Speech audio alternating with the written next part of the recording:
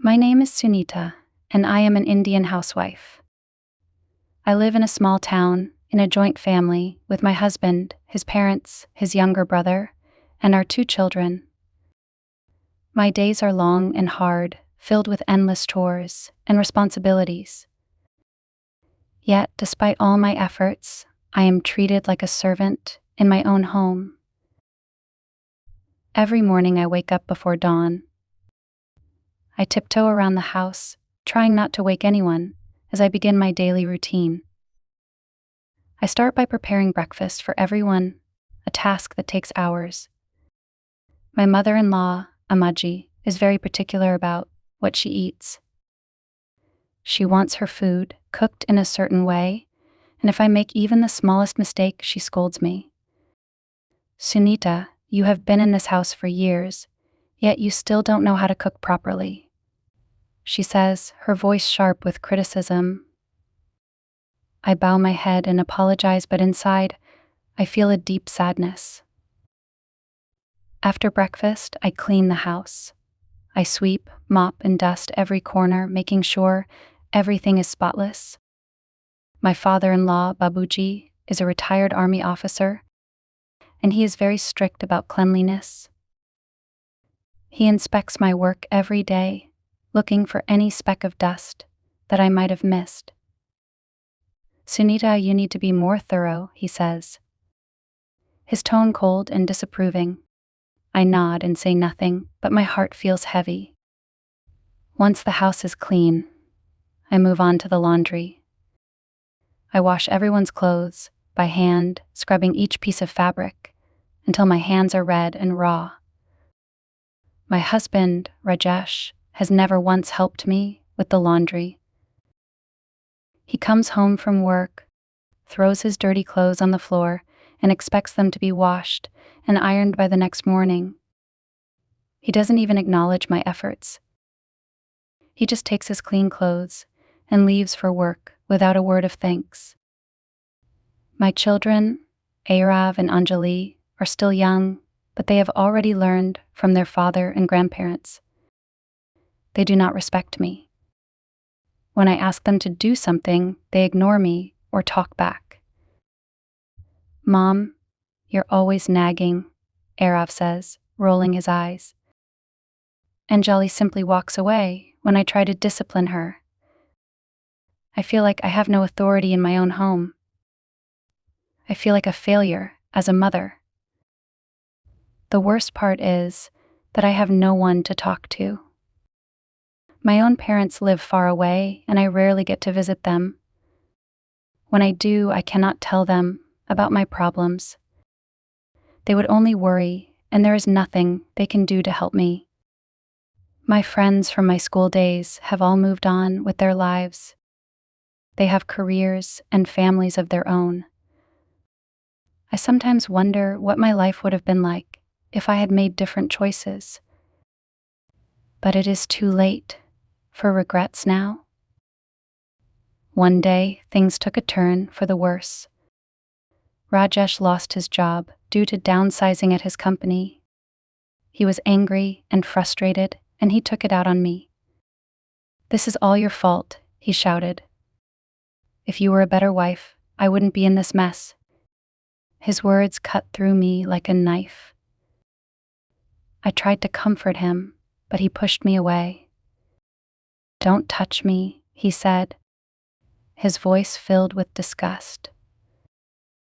From that day on, Rajesh became even more distant. He spent most of his time outside the house, coming home late at night, smelling of alcohol. When he was home, he barely spoke to me. When he did, it was only to criticize or belittle me. "You're useless, Sunita," he would say. "You can't do anything right." His words broke my spirit. But I kept going. I had no choice.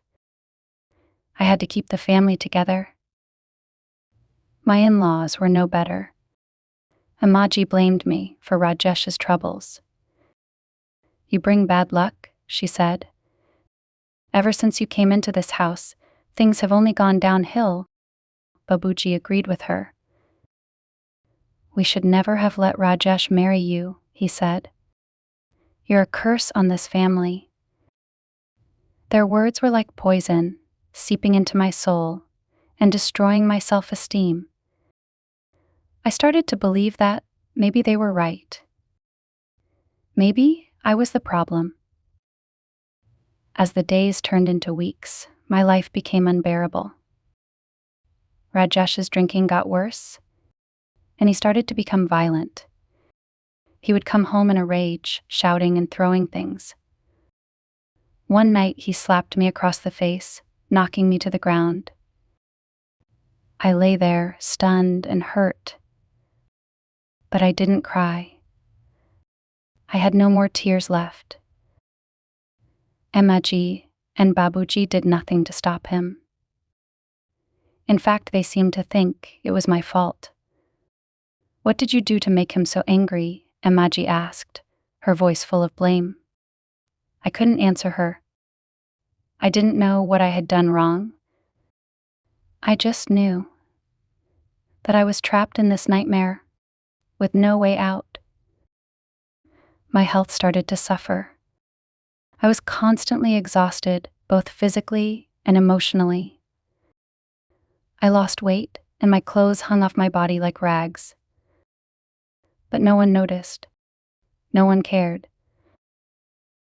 I was invisible in my own home, a ghost that drifted from room to room, doing the chores and taking care of everyone else's needs. One day, I collapsed while I was cooking. I woke up in the hospital, surrounded by doctors and nurses. They told me that I had severe anemia and needed to rest. But how could I rest? Who would take care of the house and the children? Rajesh didn't even come to the hospital to see me. He sent a neighbor to bring me home, as if I was a burden he didn't want to deal with. When I returned home, nothing had changed.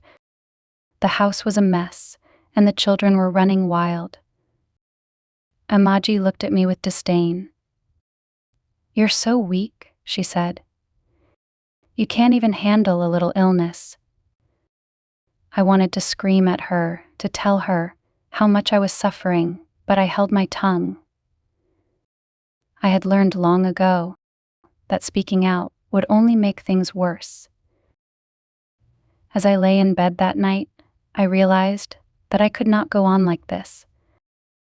I had to find a way out, for my own sake, and for the sake of my children. I knew that if I stayed, I would die either from the abuse or from the sheer exhaustion of trying to meet everyone's demands. But where could I go? I had no money, no job, and no support. My parents were too old to help me, and I had no other family to turn to. The thought of leaving my children behind was unbearable, but I knew that I could not take them with me. Rajesh would never allow it. The next morning, I made a decision. I would leave, but I would not leave without a plan. I started to save whatever little money I could from the household expenses. I began to look for small jobs that I could do from home, like sewing and cooking for neighbors. It was not much, but it was a start. I also began to reach out to women's organizations in the town. I found a group that helped women like me, women who were trapped in abusive marriages with no way out. They gave me advice and support, and slowly I started to regain my strength. I realized that I was not alone, that there were other women who had gone through the same thing and had come out stronger on the other side. However, there was one more challenge I had to face. I was weak in English. Every job interview I attended, I was rejected because I couldn't speak English fluently. The rejection made me feel even more worthless. But I knew that I had to learn English if I wanted to stand on my own feet. One day, I came across a YouTube channel called English in 100 Days. It promised to teach English fluency through motivational stories and easy lessons. I started following the videos regularly, practicing every day, even when I was exhausted from my household chores. The stories on the channel motivated me, giving me the strength to keep going. Within 6 months, I noticed a significant improvement in my English. I could understand and speak with more confidence. It wasn't perfect, but it was enough to get by. I applied for a job as a cook in an international restaurant, and this time I was invited for a phone interview. I was nervous, but I remembered the lessons from the English in 100 Days channel. I took a deep breath and answered the questions calmly and clearly. To my surprise and relief, I got the job. The first thing I did after receiving the job offer was inform Rajesh that I was leaving. He was shocked and tried to intimidate me, but I was no longer afraid. I had found my strength in my voice. I deserve to be treated with respect, I said firmly. I will not live like this anymore.